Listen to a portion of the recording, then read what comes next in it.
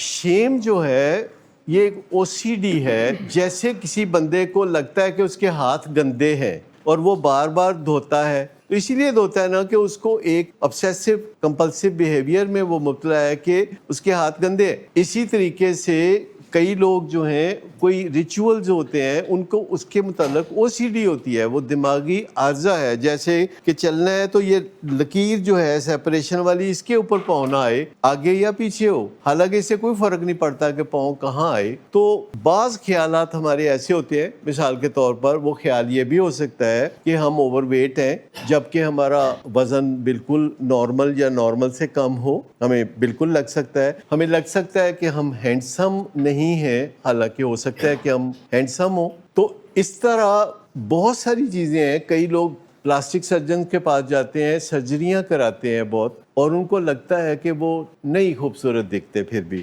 حالانکہ وہ خوبصورت ہوتے ہیں. اسی طریقے سے شیم ایک او سی ڈی ہے. شیم ایک ایسی جھوٹی بات ہے جس کو ہم نے سچ مان لیا ہے. ہم بہت ساری جھوٹی باتوں کو سچ مان لیتے ہیں. شیم یعنی کہ میں کوئی زیادہ ٹھیک ٹھاک آدمی نہیں ہوں، یہ شیم ہے اس بندے کے لیے جو ٹھیک آدمی ہے. تو آپ یہ ذرا سوچیں کہ یہ ایک او سی ڈی ہے. او سی ڈی کا مطلب یہ ہے کہ ساری دنیا مجھے نچلے درجے کا سمجھتی ہے.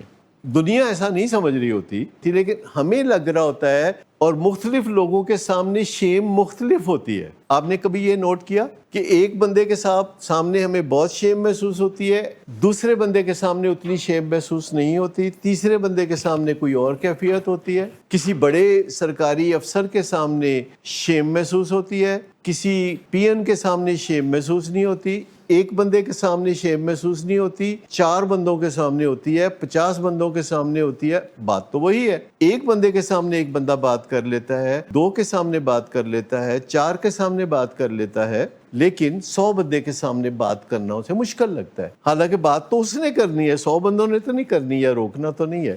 نہیں، میں نے نہیں کہا سب کو بتا دینا چاہیے، میں نے کہا چھپانا نہیں چاہیے. مسئلہ یہ ہے کہ آپ کے ذہن میں یہ منصوبے نہیں پلنے چاہیے کہ کیسے چھپانا ہے. جب آپ کو یہ منصوبے نہیں بنانے چاہیے کہ میں نے کب کہاں کس سے کیسے چھپانا ہے. میں تو کہہ رہا ہوں کہ منصوبے نہ بنائیں. میں یہ نہیں کہہ رہا کہ گاڑی کا شیشہ نیچے کر کے ساتھ کی گاڑی والے کو کہیں شیشہ نیچے کرو تو میں تمہیں یہ بتا رہی ہوں. نہیں، بات یہ ہے کہ آپ کسی بندے کے بارے میں، جیسے کہ فرض کریں کہ آپ کے گھر کوئی مہمان آ رہے ہیں اور آپ چاہتے ہیں کہ یہ بات ان کو پتہ نہ چلے، اور آپ باقاعدہ 24 گھنٹے پہلے پلاننگ کرتے ہیں کہ کیسے ان کو یہ بات پتہ نہ چلے. تو یہ پلاننگ جو ہے اس کے خلاف ہے. دھڑکا نہیں رہنا چاہیے، کیونکہ جو ہی آپ یہ پلاننگ میں گئے، آپ کو دھڑکا لگا تو آپ کی انرجی اب کہاں خرچ ہو رہی ہیں، اور آپ ایک ایسا کام کر رہے ہیں جو بڑا اونچے درجے کا کام ہے اور جو انرجی مانگتا ہے.